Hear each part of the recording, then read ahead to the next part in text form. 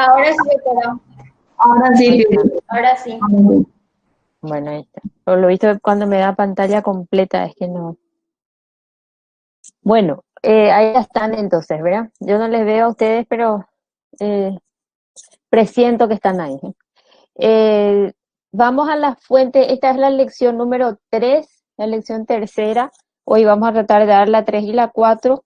No tienen prácticamente dificultades más que este es muy teórica esta parte, ¿verdad? Muy leída, como ustedes dicen, ¿verdad? No hay mayores dificultades. Vamos a lo que es la fuente, que de dónde se nutre el derecho mercantil, de dónde surge, dónde encontramos el derecho mercantil. Bueno, primero en las fuentes reales, materiales, que son los hechos, ¿verdad? Los hechos de la realidad, los acontecimientos, los factores sociales, los políticos, los religiosos, culturales, que hacen que las normas surjan o se creen las normas, ¿verdad? Como nosotros hablamos mucho la vez pasada de aquellos artesanos, aquellos que crearon la lex mercatoria, ¿verdad? Son esos primeros comerciantes que eran una casta, un grupo de personas que se dedicaban netamente al comercio, ¿verdad? Sobre todo en esas ciudades portuarias, mediterráneas, ¿verdad? Es ahí, a través de ese uso y costumbre y la forma que tenían ellos de resolver sus conflictos, es que surge, esta es la fuente real, ¿verdad? De donde surge nuestro derecho. Así también tenemos esta es una clasificación, ¿verdad? Fuentes materiales y fuentes formales, que son ya las que están predeterminadas, ¿verdad? Unas normas de conducta social, ¿verdad? Entre las fuentes materiales, las fuentes formales, las más importantes están la ley, lógicamente la costumbre, la doctrina, la jurisprudencia, ¿verdad? Vamos a ir viendo un poco, saben ustedes ya esto, verán qué consiste, pero para ir relacionando estos conceptos a los de nuestra materia, ¿verdad? La ley, lógicamente, va a ser siempre generadora de derechos y obligaciones, ¿verdad? Es la regla social obligatoria en donde el legislador elige ciertos hechos que va a trasladar a un código, a un reglamento, una serie, a un estatuto, ¿verdad?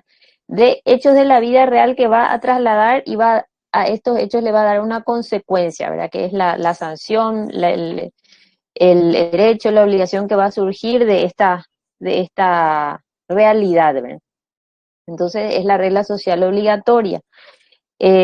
Vamos a recordar, entre las leyes que nos rigen en esta materia, le tenemos al Código Civil, que vimos la vez pasada, derogó íntegramente, bueno, no íntegramente, pero derogó en gran parte al Código de Comercio argentino, salvo el libro tercero, ¿verdad? Que es lo que se refiere a la navegación. Y tampoco derogó la ley 1034, que es la ley del comerciante, que era anterior a este código. ¿Se acuerdan de que surgió a través del anteproyecto de Gasperi, ¿verdad? Tenemos entonces el Código Civil como primera fuente de ley mercantil. También la ley 1034, la ley del comerciante, que incorporó varias figuras nuevas en aquel momento, como la empresa individual, reguló la competencia comercial, aunque después vinieron leyes posteriores a modificar y a mejorar esta reglamentación, ¿verdad? También la transferencia de establecimientos comerciales. Y además existe una extensa normativa que no está en el Código Civil, pero que está en leyes especiales y que tienen relación con la materia, ¿verdad? Con nuestra materia. Acá está, por ejemplo, un pequeño catálogo de normas que vamos a ir leyendo y vamos a ir tocando en tanto este año Mercantil 1 como Mercantil 2, ¿verdad? Son varias leyes, ¿verdad? Nosotros siempre le aconsejamos a los alumnos que vayan descargando, vayan formando su archivo ya para cuando sean profesionales, ¿verdad? Tengan un archivo, una carpeta, leyes mercantiles, van a ver que les va a servir, ¿verdad? Y vayan agrupando así, ¿verdad? Para tener todas en un mismo lugar, ¿verdad? A medida que vayamos estudiando y vayamos viendo el contenido principal de estas leyes, porque es imposible ni en la facultad ver todo a cabalidad y totalmente, ¿verdad? Pero sí vamos a ir las partes principales, ¿verdad? La de mercado de capitales del año 91, la que regula sociedades de capital e industria, la ley 805 que modifica artículos del Código Civil, la de administración de fondos patrimoniales, la ley de seguros, esta ley 861 de bancos y entidades financieras. Vamos a ver sobre todo la buena parte de la primera mitad del semestre del año que viene, ¿verdad? Esta va a ser nuestra materia de estudio, así como ahora es la ley del comerciante. Luego la de negocio fiduciario, sociedades securitizadoras, sociedades calificadoras de riesgo, industria maquiladora, mercado de valores. Esta sí vamos a ver en unas cuantas lecciones más. La ley de marcas, locación o leasing financiero. Vamos a ver también, creo que está en la bolilla 30. Entonces, una cantidad de leyes especiales que hacen al contenido de nuestro derecho, ¿verdad? Que tenemos que por lo menos conocer que hay un extenso mundo legal, ¿verdad? Que tenemos, por lo menos, cuanto menos conocer, ¿verdad? De qué tratan, ¿verdad? Acá sí nos detenemos un ratito. ¿Cuál es la relación de nuestra materia con el derecho civil? Eso está específicamente reglado en el artículo 2 de la Ley del Comerciante, que expresamente, mira, establece que cuando, a falta de normas especiales de la Ley del Comerciante, se van a aplicar, dice este artículo, disposiciones del Código Civil. En cuanto a los usos, costumbres mercantiles, solamente pueden servir de regla solo cuando la ley se refiere a estos usos y costumbres. Si la ley no se refiere, entonces no serán obligatorios, a contrario sensu, ¿verdad? Los usos y costumbres mercantiles pueden servir de regla, dice esta disposición, solo cuando la ley haga referencia a ello, ¿verdad? Para determinar el sentido de las palabras, frases, para desentrañar el contenido del contrato, para interpretar los actos, las convenciones, ¿verdad? Hoy en día, entonces, el Código de Aplicación Civil es de aplicación directa, el Código Civil y Comercial, y además de las leyes que mencionamos, las leyes especiales, ¿verdad? Eh, los usos y costumbres, entonces, eso es lo que hay que fijar bien en esta clase, solamente van a ser obligatorios para las personas que contratan, las que están queriendo reglar, queriendo definir una empresa, queriendo hacer un fondo de comercio, van a ser obligatorios solamente cuando la ley haga mención de estos usos y costumbres, ¿verdad? ¿Y qué son los usos y costumbres? Estas leyes no escritas que se repiten a lo largo del tiempo. Vamos a ver ahí en cuánto tiempo más o menos se estima que se debe repetir para que se vuelva ley, obligatoria la costumbre. Entonces se forma por una repetición uniforme de algo determinado, de una conducta determinada, ¿verdad? Un obrar jurídico, por parte de un grupo de sujetos, generalmente los de un pueblo, de una nación, puede ser de un país, ¿verdad? Que terminan por imprimirle un carácter obligatorio, ¿verdad? Se vuelve tan normal que ya es obligatorio actuar de esa manera, ¿verdad? Acá está Don Savigny, ¿se acuerdan el que se enfrentaba siempre a Iering, ¿verdad? Es el verdadero jefe de la escuela defensora del derecho consuetudinario, ¿verdad? Para él era la fuente, la mejor, la más importante fuente del derecho, ¿verdad? El derecho consuetudinario. Y está acá también citado el artículo 7 del Código Civil, que exactamente dice en otros términos lo que dice el artículo 2 de la Ley del Comerciante. Dice, el uso, la costumbre y la práctica no pueden crear derechos sino cuando la ley o las leyes se refieran a ellos, ¿verdad?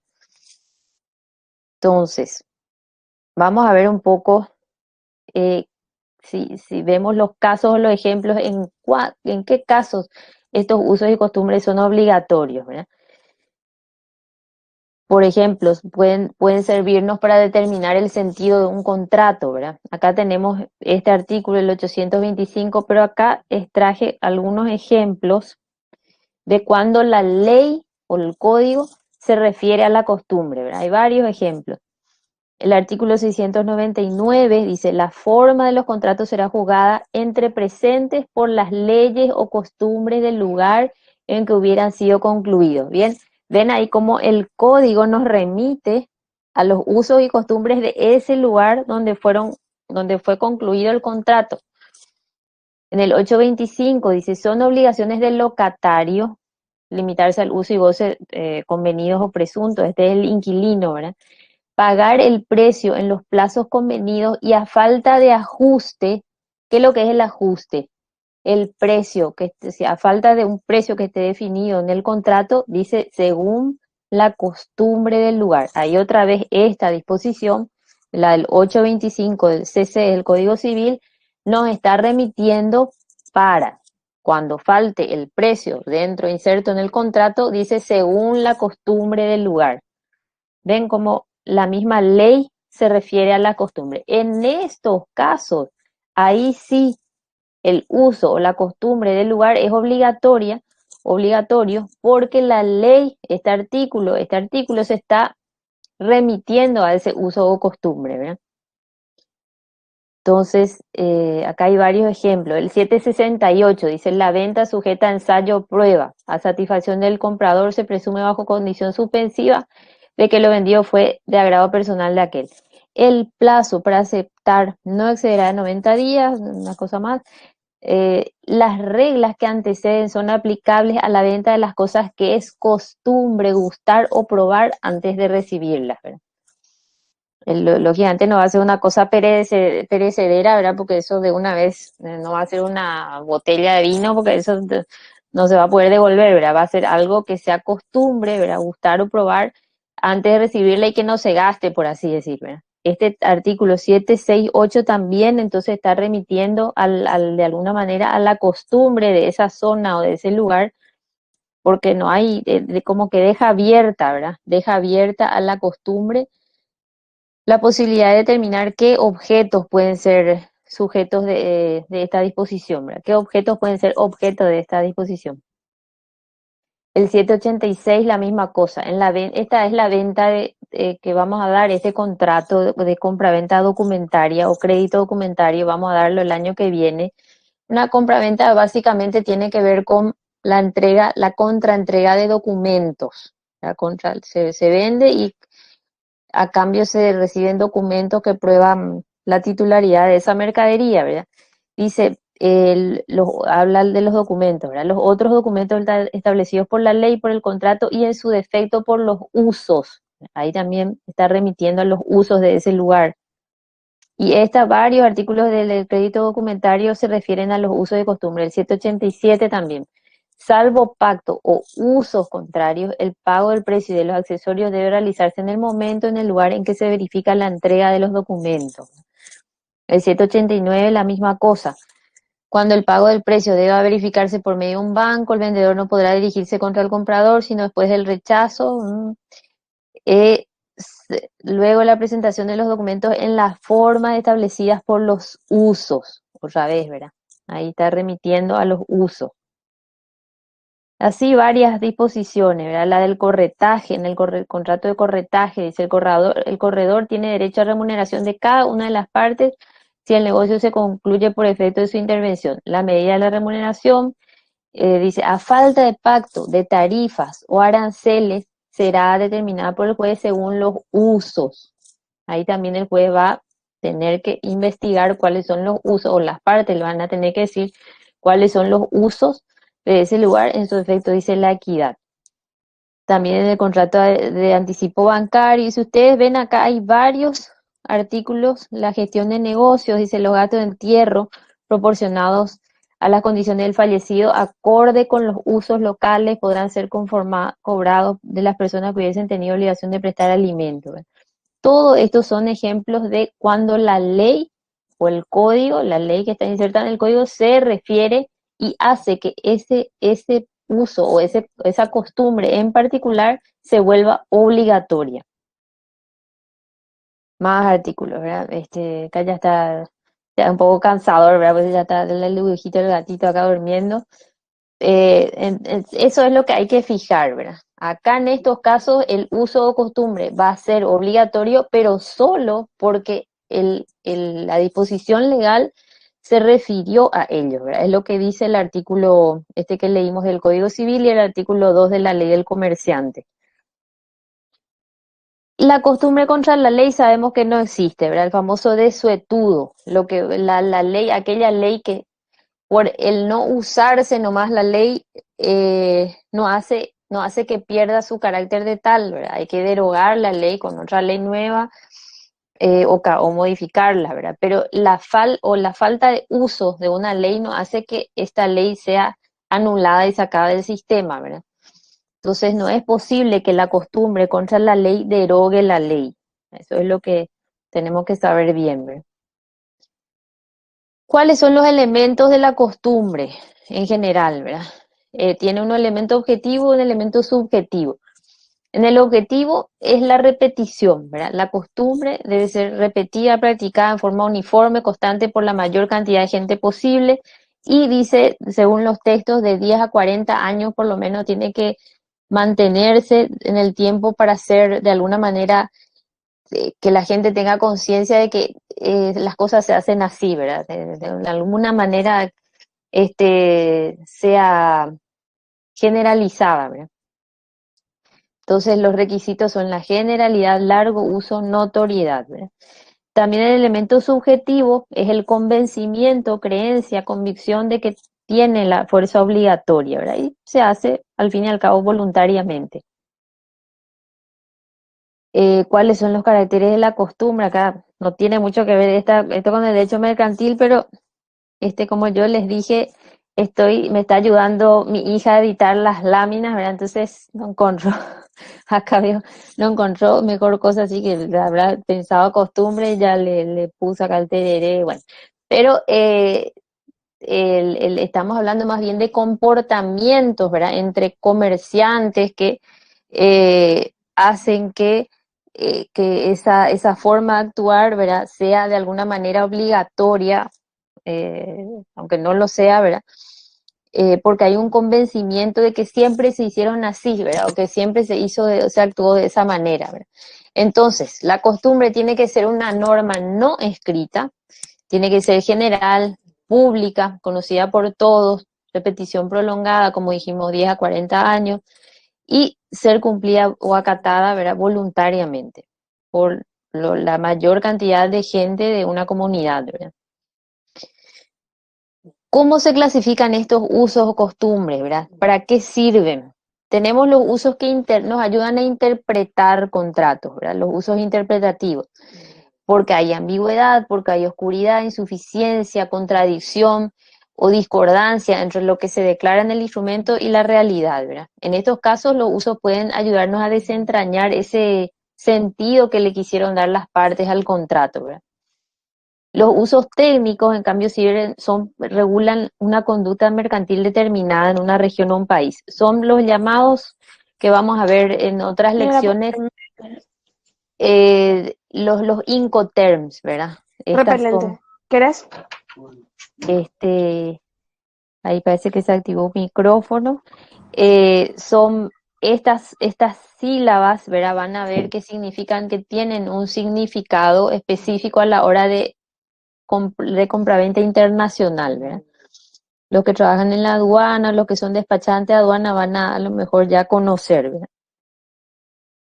Los usos invocados por la ley son obligatorios, porque es lo que los que acabamos de ver, ¿verdad? En tantos ejemplos. Cuando la ley remite a un uso y costumbre son aquellos que son invocados por la ley, ¿verdad? Ese que vimos, el 825, inciso B, es el claro ejemplo, ¿verdad? El legislador encuentra la solución jurídica más fácil, que es remitirse al uso y costumbre del lugar, ¿verdad? Y luego tenemos la propia y verdadera costumbre, que no es de estos rumbos, ¿verdad? No es del derecho occidental, sino más bien del common law de Inglaterra, la costumbre mercantil, donde ahí sí es obligatoria y sí, digamos, tiene otro peso el derecho consuetudinario, ¿verdad? Que no es nuestro caso. Entonces, ¿cuál es el valor y la función de estos usos y costumbres, ¿verdad? Tienen un valor en general subsidiario del derecho, ante el silencio de la ley, de la convención, del contrato entre las partes, y los usos y costumbres sirven para determinar, sobre todo yo creo que es el principal valor que tienen en nuestro derecho, ¿verdad? Determinar el sentido de las palabras, expresiones técnicas empleadas en el tráfico comercial, o para interpretar los contratos en donde hay ambigüedad, omisión, contradicción. O sea, para esto, yo creo que esta es la función primordial, sobre todo en sistemas jurídicos como el nuestro, ¿verdad? Acá hay un ejemplo de la Cámara de Comercio de Barranquilla, ¿viste? En la jurisdicción de la Cámara de Comercio de Barranquilla es costumbre, dice mercantil, acá sí ya estamos hablando, no es como la lámina del TDD, ¿verdad? La costumbre mercantil que la hora de salida o check-out de los hoteles de lunes a domingo es a las 3 p.m. Eso es ahí como una regla, digamos, no escrita, pero que la mayoría de los hoteles por lo visto aplica, ¿verdad? Otra dice, es costumbre mercantil que los hoteles tomen un seguro que ampare la vida y bienes del huésped al cual se le carga al costo de la estadía, ¿verdad? Es alquilar un seguro, es frecuente, ¿verdad? Es costumbre mercantil, ¿verdad? Y así hay miles que podemos ir investigando. Si ustedes entran en internet y buscan, seguro van a encontrar más, ¿verdad? ¿Cómo se prueba? ¿Cómo el juez tiene la obligación de conocer el uso y costumbre del lugar? No.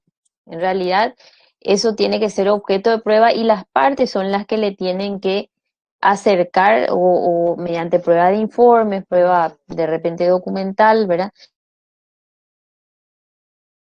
En el periodo probatorio la costumbre, ¿verdad? Informes, oficios, exhortos, ¿verdad?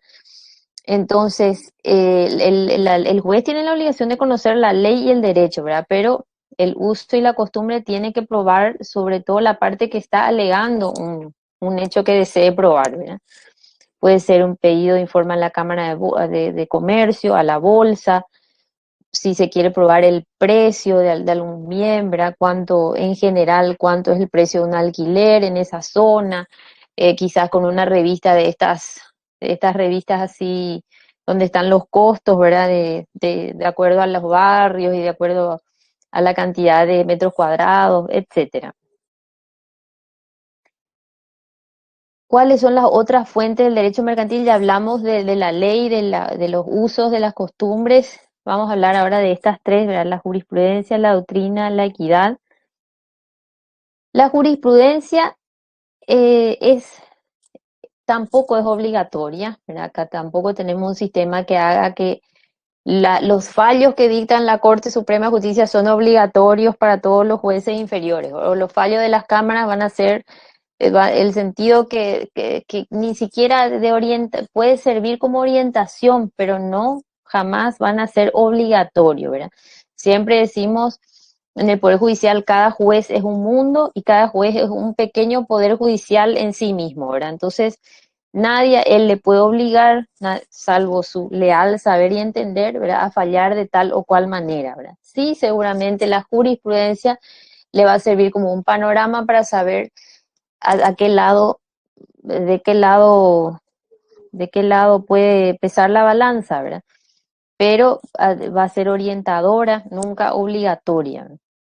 Entonces, la jurisprudencia en general son los fallos constantes, dictados en el mismo sentido, ¿verdad? Pacíficos, uniformes, sobre la interpretación o la aplicación del derecho, ¿verdad? La forma que un tribunal de apelación o una sala de la Corte entiende ciertos casos que son conflictivos normalmente, ¿verdad?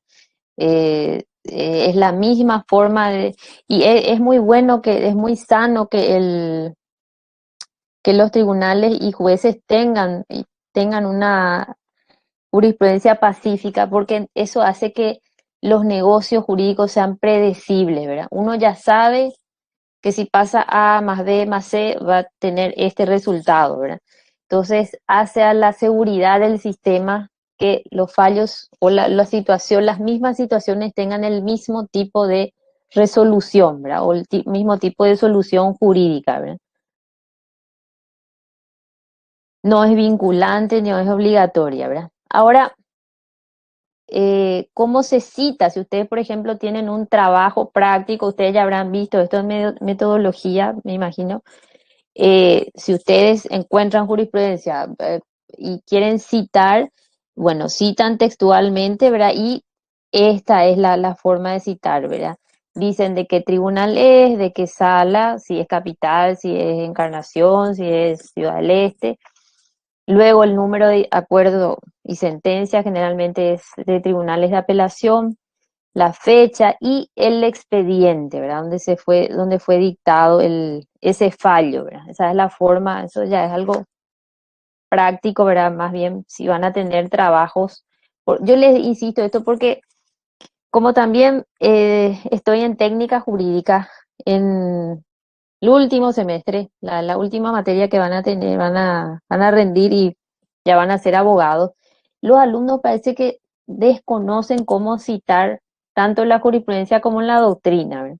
Se confunden luego entre jurisprudencia y doctrina. Vamos a ver ahora la doctrina, acá en qué consiste. La doctrina sí es la enseñanza, estudio de los juristas, ¿verdad? ¿Qué dijo el doctor Borda? ¿Qué dijo el doctor Chaseplate? ¿Qué dijo el doctor Raúl Torres Kimser en su libro, ¿verdad? Sobre el cheque, sobre regulación de honorarios, sobre el derecho mercantil?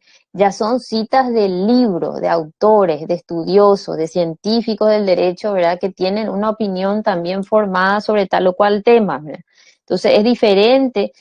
Jurisprudencia es la opinión de los jueces, doctrina es la opinión de los autores, ¿verdad? Del libro, de los investigadores. Y esta es la forma, según hay varios modelos, ¿verdad? El APAL quizás el más común, el autor, luego el nombre del libro, la editorial, si hay un tomo uno, si hay varios tomos, la ciudad, si es una primera edición, no se pone nada, ¿verdad? Si es una segunda, si es corregida, si es ampliada, el año y la página, el número de página donde encontraron la cita, ¿verdad? O donde van a transcribir o donde van a utilizar la información, ¿verdad? Esto ya es de paso nomás porque realmente como que hay una confusión entre jurisprudencia y doctrina, ¿verdad? Como que el alumno a veces todavía parece, seguramente que no es el caso de ustedes, ¿verdad? Pero hasta ahora algunos me han tocado que no saben hacer esta distinción de cuándo, qué es lo que es doctrina y qué es lo que es o cómo se cita la jurisprudencia. Por eso nomás pasamos acá un una pequeña parte metodológica, ¿verdad? Y la otra fuente finalmente es la equidad que es aquella, se simbolizaba, no sé si se acuerdan, la justicia, la señora vendada, ¿verdad? Con la balanza y la espada, y la equidad, la señora así con los ojos abiertos y la balanza y la espada, ¿verdad? Como que la equidad hace que las situaciones desiguales se traten de amoldar para que la justicia no sea tan dura, ¿verdad? Para que realmente se dé a cada uno lo que se le tiene que dar, ¿verdad? Dar a cada uno lo suyo, mirando las especialidades del caso concreto y las peripecias que tiene ese caso, ¿verdad? Generalmente en tribunales arbitrales se utiliza mucho el concepto de equidad, ¿verdad? Es más utilizado ahí o más como hay una eh, depende mucho de la convención de las partes, ¿verdad? Yo creo que la equidad se utiliza más en el arbitraje. Y ahora ya tenemos la parte de aplicación e interpretación de las leyes mercantiles a través de estos usos que fuimos viendo, ¿verdad? Esto es muy importante señalar. Hablamos la vez pasada de la unificación de las obligaciones civiles y comerciales, ¿verdad? Ustedes vieron ya cuál era el caso conflictivo, ¿verdad? Antes de la unificación, antes del año 87, cuando había un conflicto jurídico, un contrato de compraventa, un contrato de locación, las partes para llevar ese caso al tribunal debían primero determinar si el caso era civil o si era comercial, ¿verdad? Si era civil, iba al tribunal civil, si era comercial, iba al juez de comercio, ¿verdad? Entonces, por eso era tan importante desarrollar este tema del sistema objetivo, subjetivo, para ver en dónde encajaba ese caso, ¿verdad? Ahora dijimos, ese problema ya no lo tenemos así en forma práctica porque esta diferenciación de códigos terminó, ¿verdad? Con la unificación del código civil nuestro paraguayo, ese problema terminó. porque ya hay una sola teoría de las obligaciones y de los hechos y actos jurídicos para las obligaciones civiles y la misma teoría para las obligaciones mercantiles, ¿verdad? Entonces, las mismas pautas y criterios de interpretación se usan para todos los conflictos, civiles, mercantiles. ¿Y en qué es lo que consiste la interpretación? Eh, es la búsqueda o el intento de desentrañar el verdadero sentido de las cláusulas que resultan ambiguas o dudosas en los contratos, ¿verdad? Arrojar luz sobre las expresiones que pueden ser oscuras, ¿verdad? Para fijar el alcance de los términos. Ese es el sentido de la interpretación. Y miren que el contrato, el contrato que está mal hecho genera múltiples conflictos y juicios, ¿verdad? Por eso la función de los abogados no necesariamente está en la litigación, sino en la previa, ¿verdad? En saber hacer los contratos. No hace falta que el abogado esté litigando todo el día en el tribunal, sino que puede estar en su escritorio recomendando o asesorando cómo hacer buenos contratos. Si se hacen bien los contratos, posiblemente no hayan tantos conflictos después en los tribunales, ¿verdad? Vamos a ver acá algunos ejemplos. Por ejemplo. Acá me gustaría que lean este es un ejemplo que creo que era un caso real. Era un contrato de alquiler de inmuebles. Ven ahí de un dúplex, barrio Burucuyá, y o pónganle el zona de la Facultad de Derecho, ¿verdad?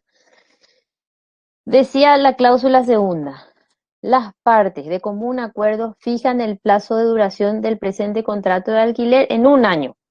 Un año es el plazo de duración del contrato de alquiler. El precio del alquiler es de 4 millones de guaraníes, a ser abonado del domicilio del locador. Después ya pasaba la cláusula tercera. A ver un poco acá si pueden abrir de repente el micrófono y decirme qué les parece así en forma ordenada esta cláusula. ¿Qué les parece al leer? Hola, profe, ¿qué Me tal? parece un poco, Yo creo que no está especificado la periodicidad del pago. O sea, dice que el alquiler es de 4 millones de guaraníes, pero no especifica si es mensual, si es por el año entero. Entonces, podría ser que, o sea, me imagino que ha de ser mensual en sí la intención del que lo alquiló, pero no está especificado. Entonces, el que alquiló el inmueble le puede pagar una sola vez por todo el año de Por alquiler. un año, ¿verdad? A ver, otro, muy bien. ¿Cómo es tu no, nombre? Sofía González. Sofía, gracias Sofía. Gracias, profe. profe, Sí, para mí que en el tema de los alquileres, todo eso, cuando no figura el precio del alquiler, se entiende que siempre tiene que ser mensual. Acá nada más hay un error y al hay un error. interpretar se tiene que interpretar de esa forma. Claro, claro. Pero esto produce, ¿cómo es tu nombre, Alfredo Flores. Alfredo? Gracias, Alfredo. Pero se dan No. cuenta que la mala redacción es lo que va a originar acá, que el que quiera avivarse, ¿verdad? Y quiera decir, no, para acá la interpretación literal, acá literal, como dice mi hija, literal, mami, literal le conviene acá al inquilino, ¿verdad?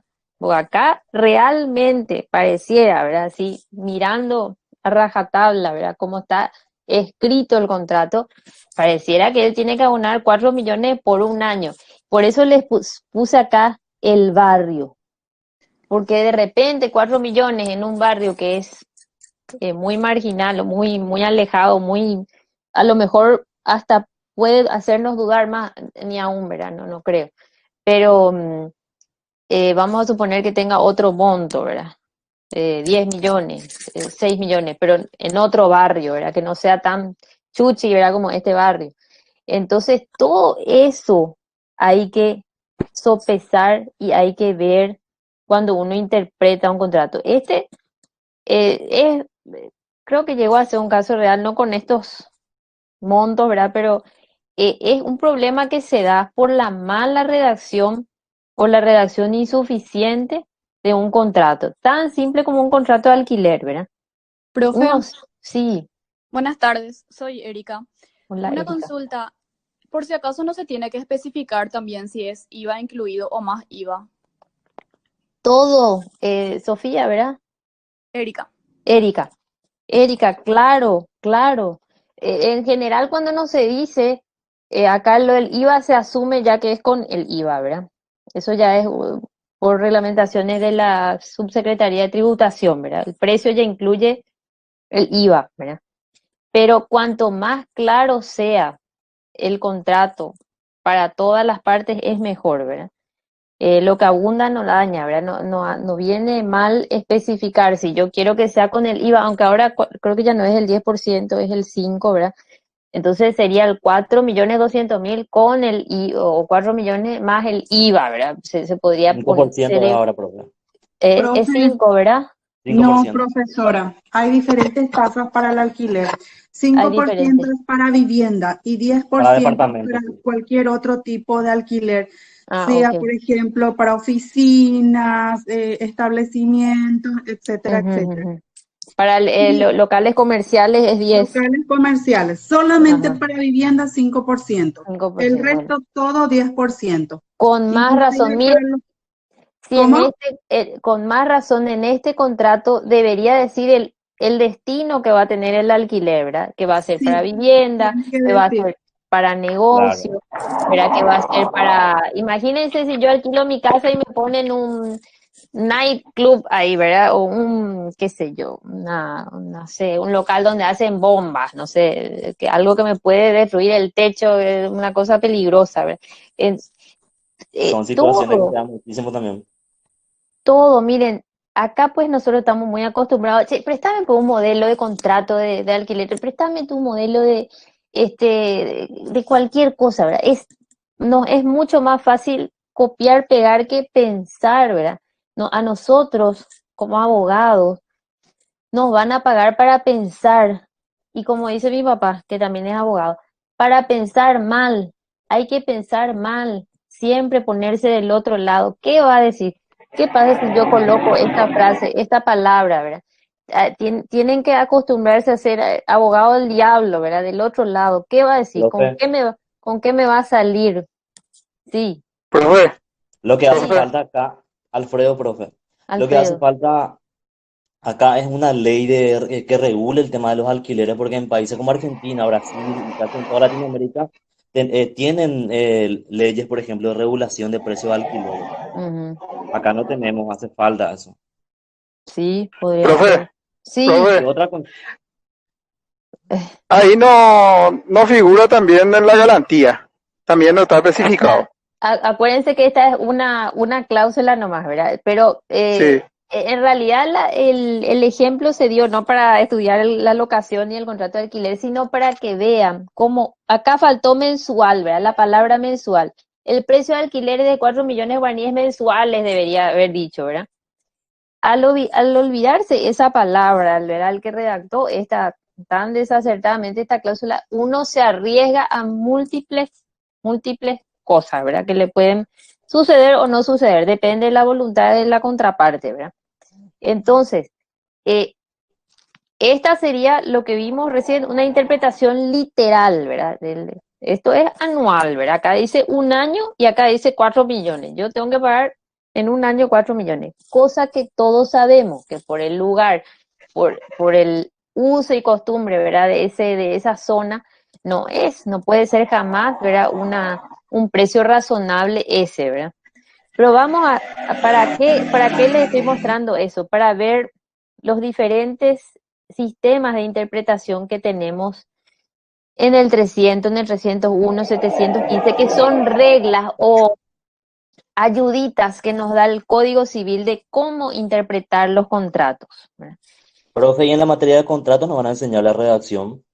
En la materia de contratos que van a tener el año que viene, seguramente que con Mercedes también que le tenemos acá, van a estudiar esto. Ya estamos adelantando, no nomás, ¿verdad? Pero Qué bueno. lógicamente, esta es una parte medular de contrato, ¿verdad? Te Ellos van a confirmo tener, te confirmo que sí vamos a enseñarles a ahí redactar. está Messi, les va a enseñar muy bien esa parte en el 10º, Sí, en ¿verdad? el décimo, justamente esa es mi labor, como siempre le digo al doctor Garcetti, que va a ser Qué también el profesor de bueno. ustedes, Ajá, introducir esas cuestiones un poquito más prácticas y llevar la teoría a la realidad. Así que sí, vamos a claro. tener. el año que viene. Ahí ya Me quedo tranquilo entonces. tenés, yo no veo pues nada. ¿Quién es el que preguntó? Alfredo. Alfredo, bueno, ya tenés la contestación de tu futura profesora de contratos también. El artículo 300 nos ayuda con un pequeño... Estas son las cosas que ustedes tienen que saber, los nombrecitos que se le da al artículo, ¿verdad? Calificación jurídica errónea versus contenido real, ¿verdad? Palabras versus intención. Prevalece la intención. Eso es lo que recién hicimos, ¿verdad? Ustedes se dieron cuenta que la intención de alquilar una casa en el barrio Murucuyá no puede ser de tener un precio de 4 millones al año, ¿verdad?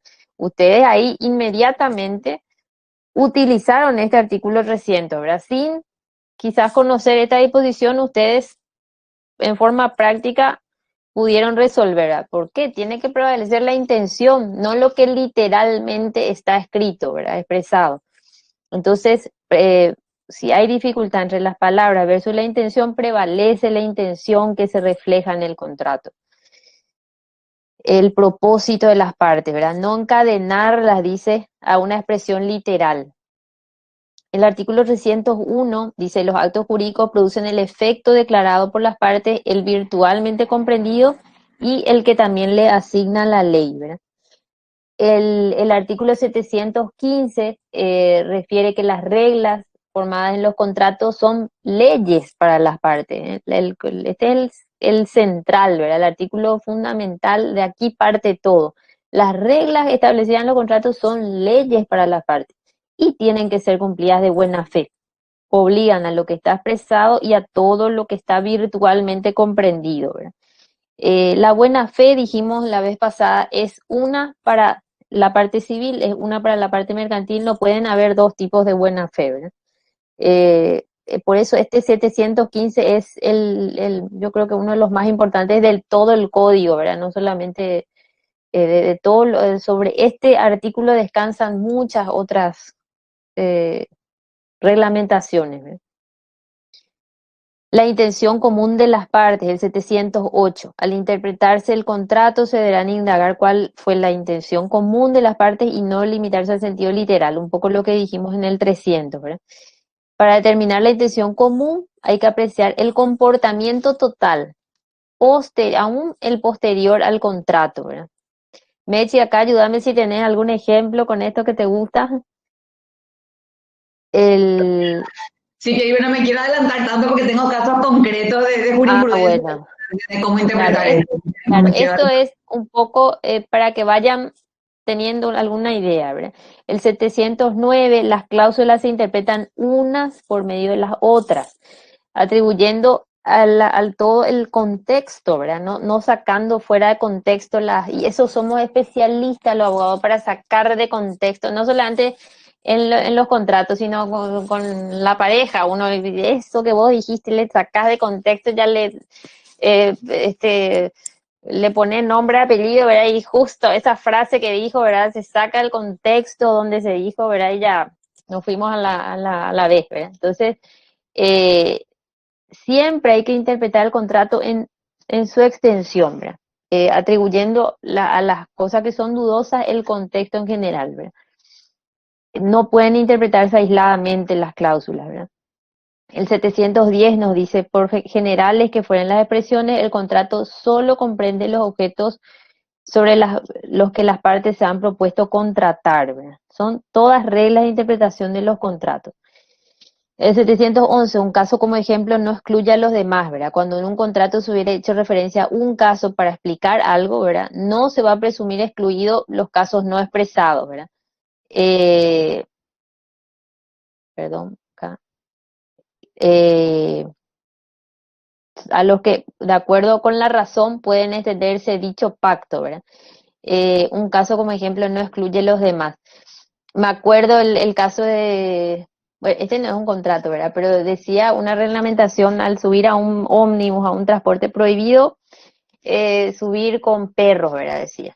Entonces la pregunta era, venía uno con su tigre, ¿verdad? Que consiguió domarle del zoológico. Y bueno, acá dice la disposición que yo no puedo subir con un perro, ¿verdad? Pero a lo mejor sí con un tigre, ¿verdad? O sí con un oso, no sé. Entonces, es un poco desentrañar qué es lo que quiso decir o cuál es el fin para el cual está esa disposición, ¿verdad?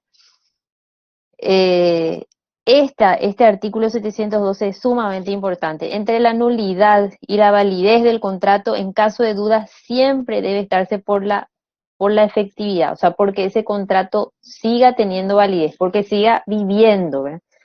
Entre anular y que sea válido, hay que elegir, hay que optar por la validez, ¿verdad? Luego está el que las cláusulas susceptibles de dos sentidos, el uno en los cuales resultaría la validez y el otro la nulidad, debe entenderse por la validez, ¿verdad? Si ambos dieran igualmente la validez, debe tomarse en el sentido que más convenga a la naturaleza de los contratos y a las reglas de la equidad. Acá vemos otra vez la palabra equidad. El artículo 713 dice: las cláusulas insertadas en los formularios, en caso de duda, deben interpretarse a favor del otro. Estos son los casos de contratos de adhesión. Eh, Acá, si hay duda, se interpreta a favor del que no redactó el contrato. Es decir, la parte más vulnerable, esa que vimos cuando hago contratos con la telefonía, con los bancos, con la financiera, siempre se interpretan al favor del que no redactó el contrato, ¿verdad? Del que firmó su adhesión al contrato, ¿verdad? Porque es la parte más vulnerable, la que no tuvo oportunidad de discutir esa cláusula que no le está viniendo, no le está siendo conveniente, ¿verdad?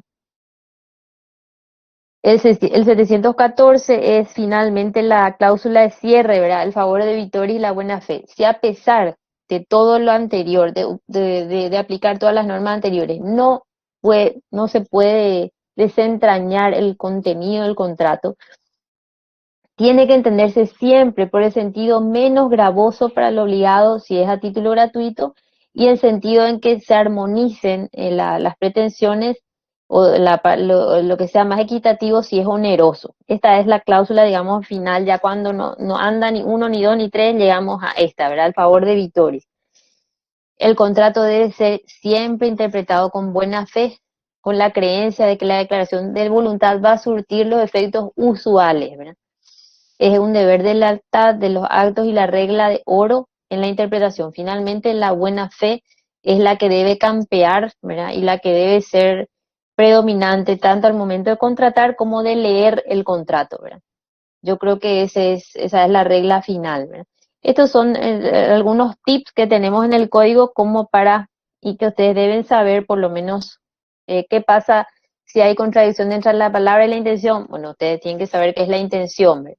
Cómo se interpretan las cláusulas, una a favor de las otras, una con las otras, no fuera de contexto. Son cosas que ustedes deben ir sabiendo ya para hacerla más leve a la materia de contratos del año que viene, ¿verdad?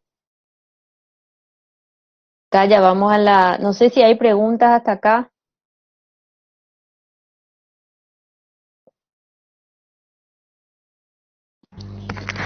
Profe, Sí, ¿habría algún ejemplo en el caso justamente que estaba hablando la ley, ir a favor de la que no se inclina a la nulidad? claro, porque muchas veces, no recuerdo si un caso concreto, ¿verdad? Pero muchas veces vos tenés en el código, hay que recordar que la nulidad es restrictiva, ¿verdad? La nulidad como es la peor sanción civil a una convención, ¿verdad? O a una actuación. La nulidad fulmina, hace que eso desaparezca, ¿verdad? Entonces, si yo tengo una cláusula que posiblemente me sea una causal de nulidad, ¿verdad? O se pueda interpretar como que va a originar la nulidad de ese contrato, pero también tengo forma de salvar a ese contrato, lógicamente yo voy a estar por eso, ¿verdad? Esto es siempre que haya dudas, ¿verdad? Siempre que la cosa no sea manifiesta ni muy ostensible, ¿verdad? Lógicamente, si la nulidad es ostensible, si surge en manera palmaria, no va a haber otra que anular el contrato, ¿verdad? Gracias, profe. Lo que sí, antes también de pasar, miren que hay miles de casos, ¿verdad? Ahora nomás tengo, no estoy recordando así puntualmente, pero los contratos que tienen, por ejemplo, fórmulas matemáticas insertas, miren que han causado estragos en el Poder Judicial, ¿verdad? En los juicios. Había un caso muy famoso de una entidad binacional, ¿verdad? Donde había una fórmula de reajuste, porque a los abogados lo que no nos gustan los números, ¿verdad? Y otra vez esa fórmula de reajuste se insertó en un contrato, ¿verdad? Me gustan los números cuando cobramos, doctora. Y sí, lo- atiendan bien, ojo con esas inserciones, ¿verdad? De fórmulas matemáticas en los contratos, cuando sí o sí hay que hacerse asesorar, ¿verdad? Si es que uno y se quiere poner en los contratos, ¿verdad? Pero miren que ha causado, en aquel momento era un contrato el famoso contrato de las croquetas de oro de una de las entidades binacionales, ¿verdad? Por la que el contrato de reajuste, la cláusula matemática de reajuste terminaba saliendo 10 veces mal que el contrato de locación original, ¿verdad? Según la fórmula matemática aplicada como decía la fórmula, ¿verdad? Entonces, ojo también con eso, ¿verdad? Eh, tuvimos un caso, recuerdo en la corte, ¿verdad? De que había una fórmula en donde había una raya, eh, era una cosa de tantos guaraníes dividido un X tiempo, ¿verdad? Y la raya está inclinada, ¿verdad? Que es signo de división, ¿verdad? Nos faltó el abogado que dijo que era una multiplicación, ¿verdad? Entonces, eh, hay que atender, ¿verdad? Sobre todo si uno incorpora al contrato cosas con las que no está muy familiarizado, ¿verdad? Entonces, o sea, se presta especialmente a que hayan no una, sino 10 formas de interpretar una fórmula, ¿verdad? O una frase, ¿verdad? Que no es propia del quehacer normal, ¿verdad? Bueno, ahí está. No sé si tienen otra pregunta hasta ahí. Hasta el, Vamos entonces esta lección que otra vez vuelve un poco a los criterios de comercialidad que estuvimos viendo el viernes, ¿verdad? En el antiguo derecho, el de derecho comparado. Em, eh, Acá digamos, la preocupación de esta lección es determinar o que el alumno sepa determinar cuándo un acto es comercial o no, ¿verdad? Según nuestra legislación. Dijimos que con anterioridad, en la época de las castas, de la lex mercatoria, el que era inscripto, el que estaba inscripto como un comerciante y realizaba actos de comercio, digamos, no tenía problema, porque todos los actos que él realizaba iban a ser comerciales, ¿verdad? Porque dependía de la persona, ese era el criterio subjetivo, ¿verdad? Como es comerciante, el acto que haga esta persona va a ser comercial. Ese es un poco el razonamiento del criterio subjetivo, ¿verdad? Luego vimos que vino el Código francés que selló la objetivación o objetivización del derecho y ya dijo no. Hay muchas personas que no son comerciantes y también realizan actos comerciales, ¿verdad? Entonces, la ley empezó a escoger ciertos actos que para la ley iban a ser comerciales, ¿verdad? Entonces, ese es el criterio objetivo, ¿verdad? ¿Cuáles son estos criterios de comercialidad? Eh, una definición unitaria del acto de comercio, la determinación de los caracteres necesarios de un acto de comercio con los códigos de comercio del siglo XIX, o o enumerar los actos como el Código Civil Español del 1885, ¿verdad? Todo esto en general no tuvo buenos resultados, fueron criticados porque no abarcaban la mayor cantidad de situaciones posibles, ¿verdad? Entonces, esta figura del comerciante que dominó los criterios de comercialidad hasta antes del Código francés, eh, originó que realmente los códigos se vayan preocupando en determinar qué es lo que es el acto comercial, cuál va a ser claramente el acto comercial para distinguirlo del acto civil, ¿verdad? Eh, Según nuestra legislación, ¿verdad? Eh, el comerciante es una persona que se dedica profesionalmente o habitualmente a realizar actos de comercio. Esa es la definición del artículo 3 de la ley del comerciante, ¿verdad? El artículo 3 dice, son comerciantes. ¿Quiénes son? Las personas que son comerciantes, las personas físicas, falta acá, ¿verdad? Pero las personas físicas que realicen profesionalmente actos de comercio y de las sociedades que tengan por objeto principal la realización de actos de comercio.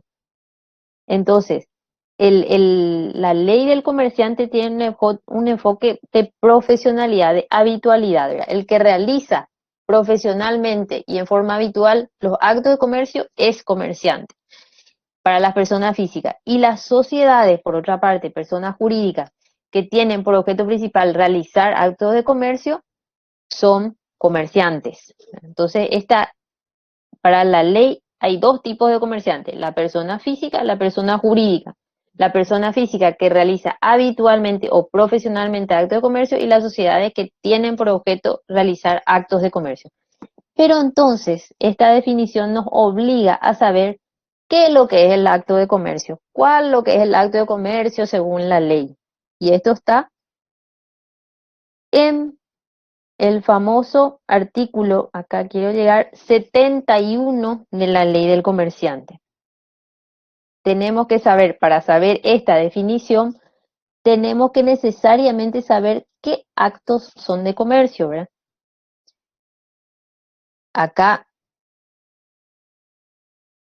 le tenemos al artículo 71 que sí deben saber ustedes bastante bien, ¿verdad? Este artículo 3 con el 71 tienen que tener bien presente, ¿verdad?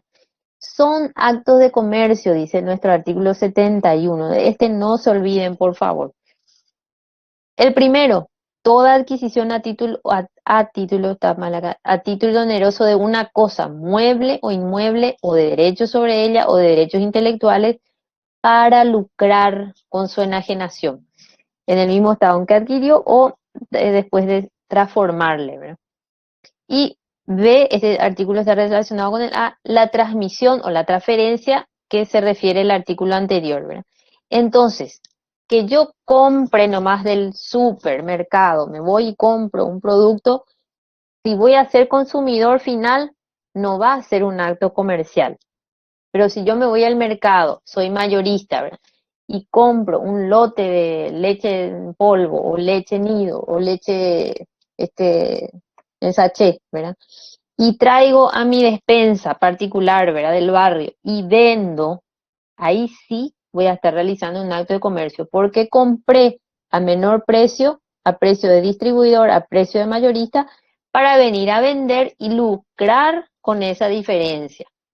Entonces no es la simple compraventa la que va a ser un acto comercial, sino una compraventa calificada, una compraventa para lucrar, dice acá, con la enajenación, sea en el mismo estado o haciéndole o transformo la leche y hago torta, ¿verdad? Entonces compré la leche para vender con harina, etcétera, o hacer pan, ¿verdad? Ese sí va a ser ya un acto de comercio. Ese es fundamental, ¿verdad? El primer acto que tenemos que saber que es comercial. Luego, esta es una numeración bastante larga, ¿verdad? Son actos de comercio, las operaciones de banco, cambio, qué mal está esta, seguro, empresas financieras, warrant, corretaje, remate, todos estos son pequeños ítems que vamos a ver este semestre y el siguiente, ¿verdad? Operaciones de banco se refiere al contrato de depósito, tarjeta de crédito, operaciones con cheque, con títulos de crédito, operaciones de cambio, los cambistas, ¿verdad? Seguro, contrato de seguro, empresas financieras, warrant, que tienen que ver con los almacenes generales, el corretaje, el corredor, el rematador. Estos son comerciantes porque hacen estos actos que son de comercio según el artículo 71. Las negociaciones sobre letras de cambio, cheque, pagaré, ¿verdad? Cualquier otro documento de crédito endosable o al portador. La emisión, oferta, suscripción pública y en general las operaciones realizadas en el mercado. Esto ya es la bolsa de valores. Todas las operaciones que se realizan en la bolsa de valores son calificadas como comerciales.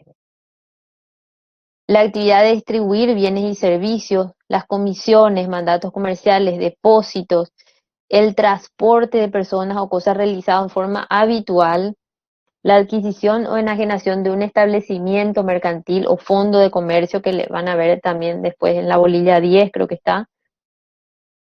Construcción, compraventa, fletamento de buques, aeronaves, todo lo relativo al comercio marítimo, fluvial, lacustre, aéreo, operaciones de los representantes, factores y dependientes, cartas de crédito, fianzas, prendas, accesorios, ¿verdad?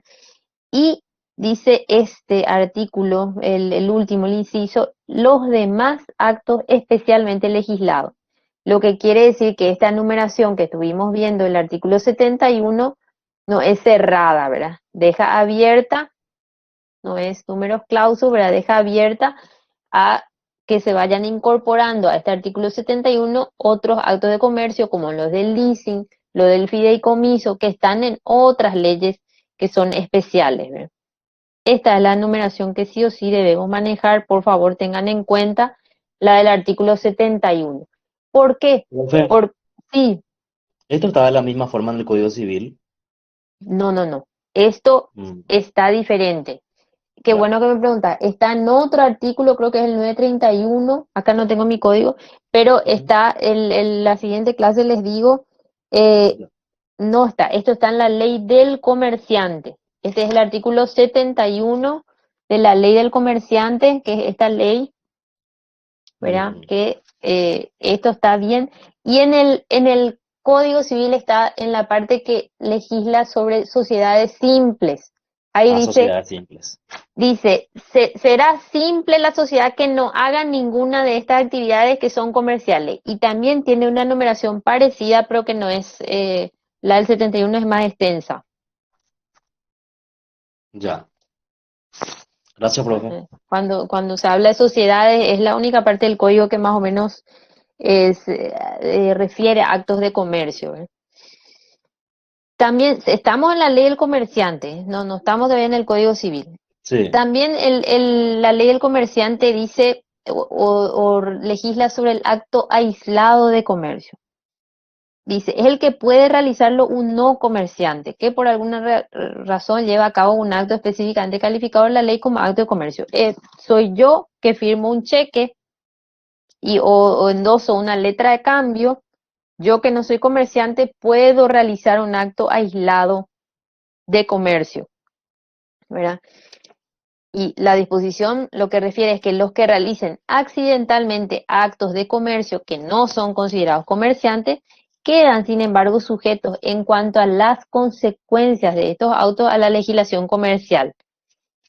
Esto no puede pasar nunca en un sistema subjetivo, porque si ustedes se dan cuenta, el sistema subjetivo depende de que la persona sea comerciante.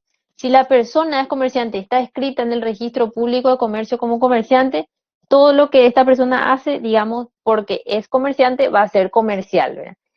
El acto aislado de comercio solamente puede darse en el sistema objetivo porque es el que permite identificar los actos separados del sujeto. No sé si me explico.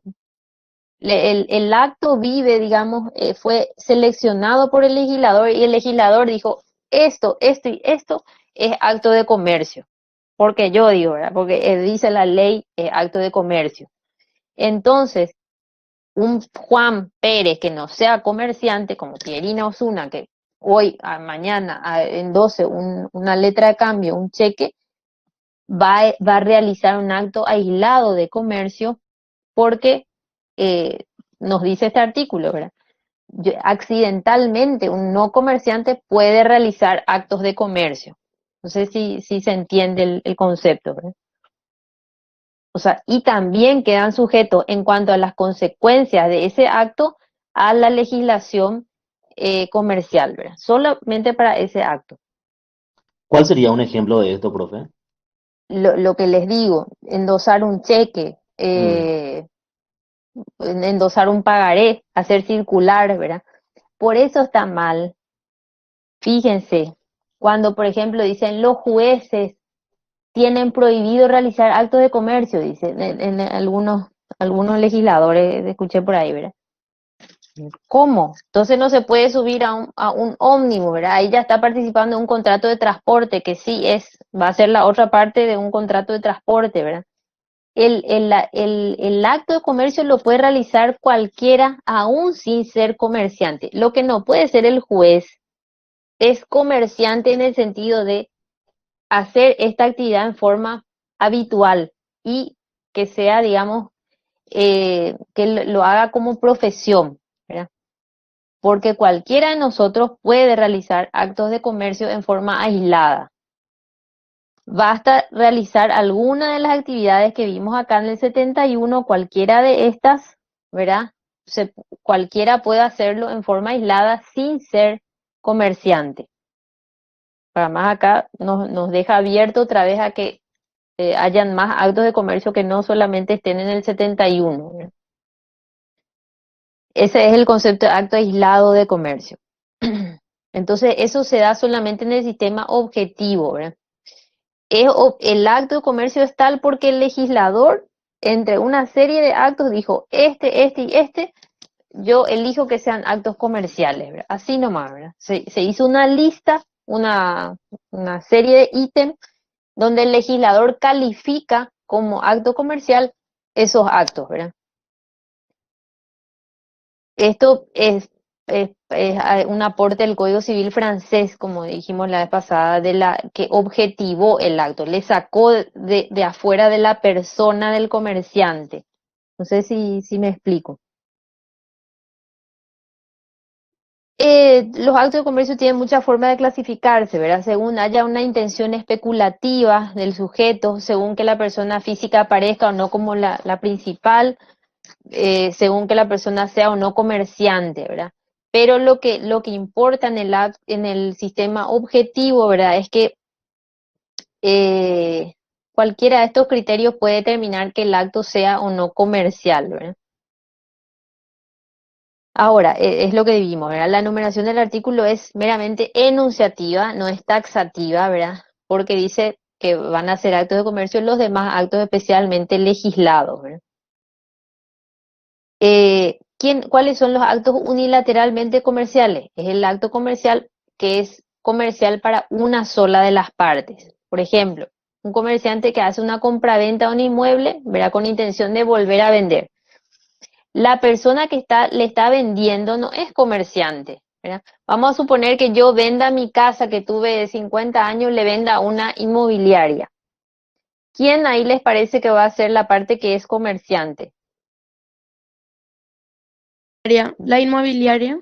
La inmobiliaria. Yo estoy haciendo una venta ocasional, ¿verdad? Porque vendí mi casa por necesidad o para comprar otra, no sé, por X motivo, pero yo no me dedico a vender y comprar casas. La que sí se dedica es la inmobiliaria, ¿verdad? Entonces ese va a ser un típico acto unilateralmente comercial porque va a ser comercial para ella, ¿verdad? Pero yo voy a estar en el circuito del acto de comercio porque estoy haciendo el comercio en forma aislada, ¿verdad? Estoy haciendo una venta que para mí es ocasional, ¿verdad? Por eso es que para mí va a ser un acto aislado, mientras que para la otra parte sí va a ser un acto que ella habitualmente lo realiza, ¿verdad? Entonces dice la disposición, si un acto es comercial para una de las partes, se presume que lo es para los demás, ¿verdad? Esa es otra disposición de nuestra ley del comerciante. Pero solo el acto, eso no me va a volver a Claro, mí, el contrato es bilateral. claro, no me va a volver a mí comerciante, ¿verdad? Pero como dijimos hace rato, cualquiera de nosotros puede ocasionalmente hacer actos de comercio o realizar actos de comercio. Eso no está prohibido, ¿verdad? Lo que sí, para los funcionarios públicos, para los magistrados, para cierta categoría de personas, para los escribanos, está prohibido es dedicarse al comercio. No sé si entienden la diferencia, ¿verdad? Yo puedo hacer 1, 2, 3 actos de comercio, pero no vivir de eso, ¿verdad? Yo puedo participar de esos actos en forma ocasional, ¿verdad? En forma aislada. Lo que no puedo es dedicarme profesionalmente y vivir de la práctica de esos actos, ¿verdad? Profe, para que sea Sí. considerado acto de comercio, Ujú. Tiene que ser habitual. No. ¿Qué es lo que... Para que, ahí, muy buena. ¿Vos cómo te llamas? Perla.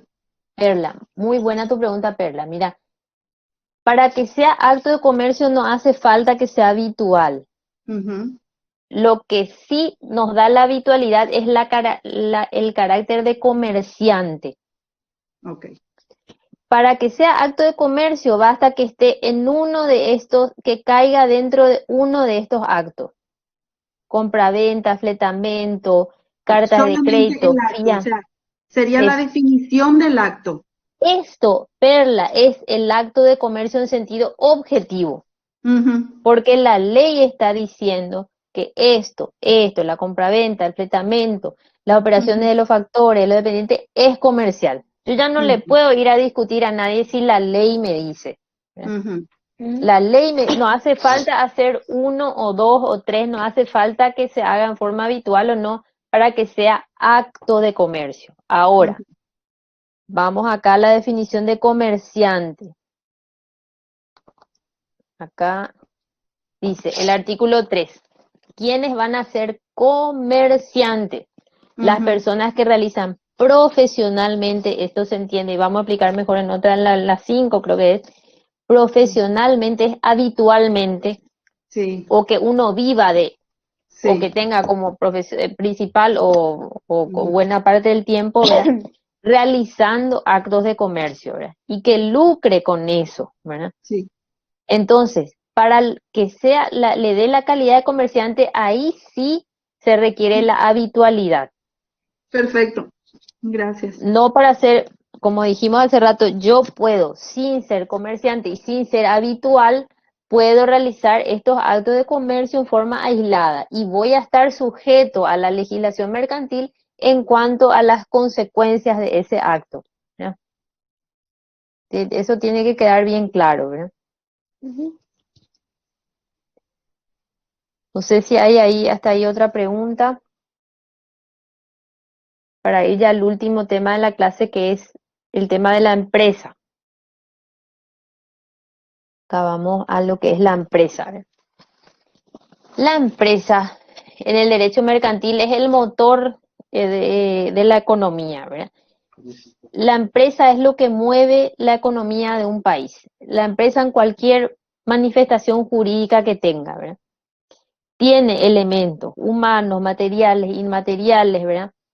Eh, entre los elementos humanos va a tener socios, directores, empleados. Entre los materiales va a tener aquellos bienes patrimoniales que son fijos, aquellos que son contingentes, ¿verdad? Como el lugar mismo, el fondo de comercio, el establecimiento en sí, la materia prima, las cosas que esté, los productos físicos que esté vendiendo. Y los inmateriales van a ser, prácticamente va a depender de su forma de organización, ya digamos lo que no se puede ver, pero lo que hace que todos estos elementos se unan de alguna manera en prosecución a un fin, que es el lucro.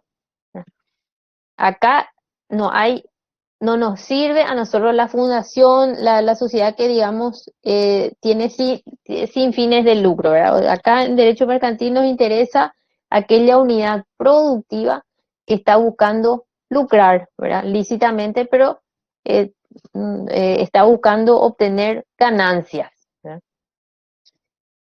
Acá hay muchos de estos gráficos, ¿verdad? Si ustedes buscan, tiene otra forma de representar las empresas, ahora tiene el elemento humano, el elemento material, el elemento inmaterial, el entorno. Fíjense que es tan importante ahora que la empresa, cualquiera sea su forma, se ubique y cuide y sobre todo con todo esto que está pasando ahora, el tema de los incendios y todo este clima tan difícil, ¿verdad? Que estamos teniendo, que la empresa tenga ese sentido de pertenencia a su ambiente y que cuide y que vele por el ambiente en donde está desarrollando su función, ¿verdad? Entonces la empresa es el elemento quizás más importante, el elemento básico del derecho mercantil, del derecho comercial, ¿verdad? Pero la empresa, ¿cómo les puedo explicar esta parte? La empresa a nosotros como abogados no nos dice nada, ¿verdad? La empresa para nosotros jurídicamente no tiene una relación, eh, digamos, para nosotros saber qué clase de empresa es la que está llevando tal o cual negocio, debemos realmente saber definir si es una empresa individual de responsabilidad limitada, si es una SA, si es una SRL, si es una sociedad en comandita, si es una sociedad simple. ¿Entienden? La empresa puede tener 1000 formas de presentarse al mundo jurídico que no, que digamos no va a tener relación con su parte económica, con el contenido económico, ¿verdad? Una empresa de transporte se suele decir, bueno, una empresa de transporte sabemos qué es la empresa en sentido económico, es la forma de organizar los factores de producción, trabajo, capital en prosecución a un fin de lucro, ¿verdad? Es toda esa forma de organizar bienes materiales e inmateriales en pos de obtener ganancias, ¿verdad? Pero la empresa de transporte para mi abogada tiene que ser o una SRL o una SA, es decir, tiene que tener un nombre jurídico, ¿verdad? Que es lo que nosotros tenemos que desentrañar después, porque la empresa así como tal, nosotros no la tenemos en nuestro derecho, así protegida como empresa, ¿verdad? Con el nombre de empresa. Se tiene Solamente que definir, profe, se tiene que definir quién va a ser el sujeto de derecho ahí entonces. quién va a ser y qué organización jurídica va a tener, ¿verdad? Si va a ser una persona jurídica o si va a ser una persona física, como en el caso de la empresa individual de responsabilidad limitada, que es solamente una persona física que tiene un patrimonio, digamos, separado, que está destinando a un fin, ¿verdad?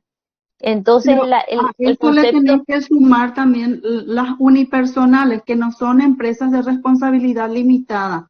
Son personas como vos o como yo que se dediquen comercialmente y Y habitualmente. esa es la empresa unipersonal o individual de responsabilidad limitada, que no es lo mismo que la sociedad de responsabilidad limitada. Ok, Vamos a ver eso después cuando entremos en la lección 7, ¿verdad? ok. Entonces, hay un concepto comercial de empresa que este es muy englobante, muy amplio, ¿verdad? Empresa puede ser cualquier tipo de organización o unidad de negocio o unidad económica que tenga una mínima organización, ¿verdad? De capital trabajo para obtener una ganancia, ¿verdad? Va a ser mercantil porque tiene un riesgo, eh, existe riesgo constante entre cualquiera que lleva a cabo una empresa, ¿verdad? Sabe que tiene un constante riesgo de pérdida, pero también una expectativa de ganancia, ¿verdad? Cualquiera que se junta con su amiga y dice, vamos a traer ropa de Argentina, vamos a poner un negocio, ¿verdad? Sabe que ahí puede perder todo su capital o puede, de repente le puede ir bien, ¿verdad? Depende demasiado de muchos factores para que esa empresa prospere o no, ¿verdad? Porque esa es una empresa. ¿Por qué? Porque ya hay dos personas que están actuando en forma organizada para perseguir un fin que es colocar bienes, importar bienes y colocarlo en el mercado nacional, ¿verdad? Esa ya es un tipo de empresa, ¿verdad? Por eso el concepto económico de empresa, digamos, es muy amplio y en realidad el nombre jurídico que va a tener esa empresa va a depender del tipo de organización jurídica que tengan esas dos personas. A lo mejor esas dos personas deciden hacer cuando ya estén más organizadas, a lo mejor primero hacen una simple sociedad de hecho, ¿verdad? Luego pueden pasar a una sociedad más grande, mayor, vamos a suponer de capital industria, o una SRL si ya tienen más organización.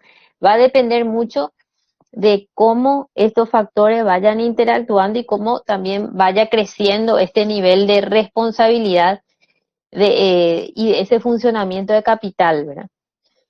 Entonces, las principales características de toda empresa que hay un riesgo, hay una expectativa de ganancia, tiene una mínima organización, cualquier empresa tiene que tener una organización mínima, un cálculo racional del resultado económico. Nadie va a ser una empresa para perder plata, ¿verdad?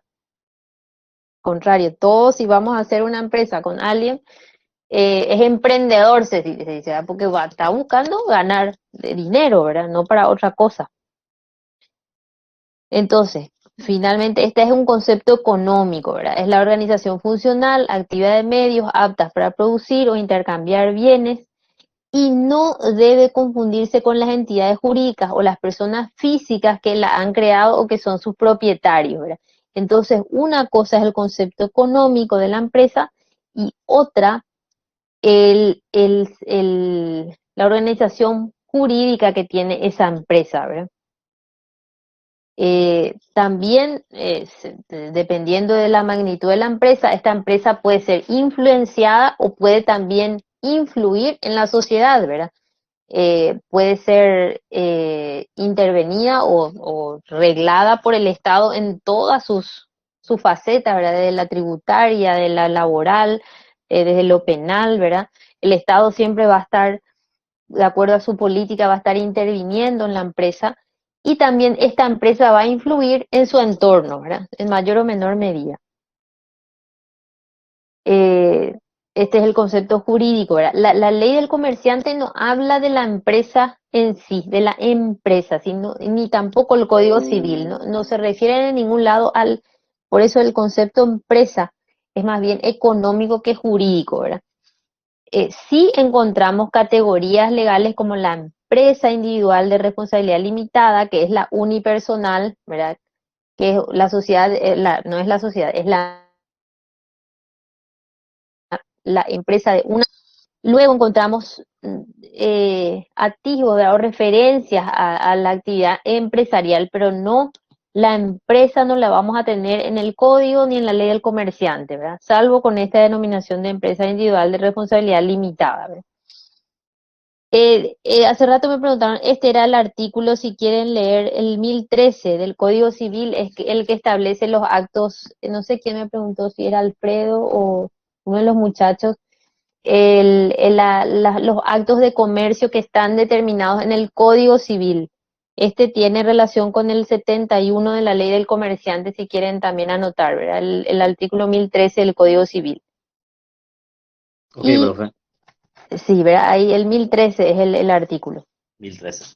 Por tanto, el empresario va a ser la persona que está al frente, la persona física o la persona jurídica que es dueña, que está al frente de esta organización, de esta actividad y que tiene o asume los riesgos y explota la actividad, ¿verdad? Aquí también se requiere de la habitualidad, del ejercicio continuado. Por tanto, si es una empresa que se dedica a actos de comercio mercantiles y lo realiza en forma habitual y continuada, va a ser una empresa mercantil, ¿verdad? O una empresa de comerciantes, ¿verdad? Va a tener el rastro que vimos en el artículo 3 o el nombre de comerciante, ¿verdad? La empresa, para funcionar, ustedes saben, tiene que adquirir bienes, contratar servicios, tratar con fabricantes, vendedores, proveedores de tecnología, revendedores, distribuidores, y en estas relaciones va a estar en forma paritaria o en forma desigual dependiendo de su organización y de su nivel de negocio, ¿verdad? De su giro comercial. Para concluir, ¿verdad? Si decimos que nuestra materia es derecho económico, ¿se acuerdan que dijimos nuestra materia también a veces se llama derecho comercial o derecho también económico privado? O derecho mercantil, son nombres de una misma cosa, ¿verdad? Lo que importa es el contenido y su diferencia con la actividad civil propiamente, ¿verdad? Dijimos, no porque se haya unificado la materia civil y comercial, el derecho mercantil dejó de o perdió autonomía, ¿verdad? Siempre va a ser una ciencia autónoma, sobre todo cotejando o enfrentando con el derecho civil, porque tiene otro objeto de estudio, ¿verdad?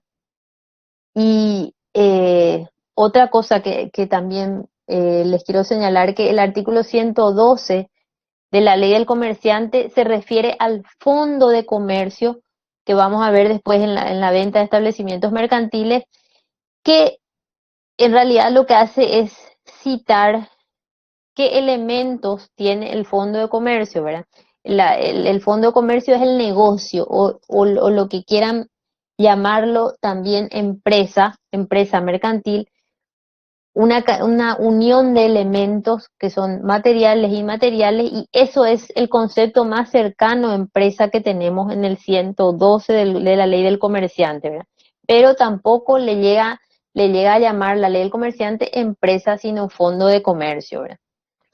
Entonces, esa era un poco, esa distinción es la que hay que tener en cuenta, ¿verdad? La empresa más bien como un concepto económico, de lo jurídico que a nosotros nos interesa, que va a ser el formato que va a tener esa organización, si va a ser de una sola persona, si va a ser de más, si va a ser de más, de qué tipo de sociedad vamos a estar hablando, ¿verdad? Eso es lo que le interesa a la parte jurídica, ¿verdad? Y con esto creo que ya vamos concluyendo. La empresa puede decirse cuál es la naturaleza jurídica de una empresa. Puede ser que se la conciba como una persona jurídica, aunque tiene muchas críticas esta teoría. Puede también entenderse como un patrimonio separado de los comerciantes, ¿verdad? Pero no todas las veces es así, porque hay, por ejemplo, sociedades colectivas que no tienen el patrimonio separado, y otros consideran la empresa como una institución, ¿verdad? Son diferentes criterios con los que los doctrinarios manejan a este concepto de empresa, ¿verdad? Con esto acá sí, ya terminamos la clase. No sé si